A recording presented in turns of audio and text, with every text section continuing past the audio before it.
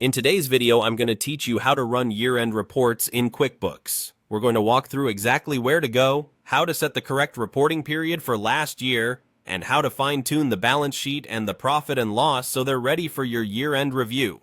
I'll keep it simple and practical so you can follow along in your own file. First, open QuickBooks and make sure you're in the correct company. If your fiscal year isn't the calendar year, keep your specific year-end date in mind as you set the reporting period. Also decide whether you're working in cash or accrual.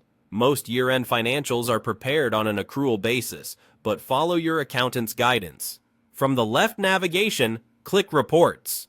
This takes you to the main Reports hub where you'll find the standard library as well as a search bar. We'll use the standard area so you can quickly access the core financial statements you need at year-end. Open the balance sheet. At the top of the report, set the report period to last year. If you prefer, choose Custom and enter your year-end date like December 31st as the As of date. Next, pick the accounting method you need, cash or accrual. If you want more insight, change the column setting to show months or quarters for last year, or add a Compare to Previous Year column to see percentage and dollar changes. Use the options at the top or click Customize to refine the view. In Customize, you can filter for specific locations, classes, or customers, adjust which rows appear, and choose how to display negative numbers.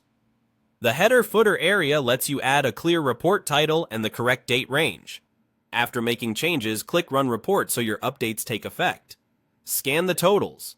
Assets should equal liabilities plus equity, and the year's net income will flow into equity. If something looks off, expand collapsed sections to review subaccounts and confirm balances look reasonable. Now head back to Reports, open the Profit and Loss, and repeat the same process.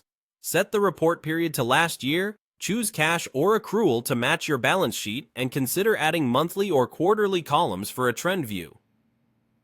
A Compare to Previous Year column can quickly highlight big swings.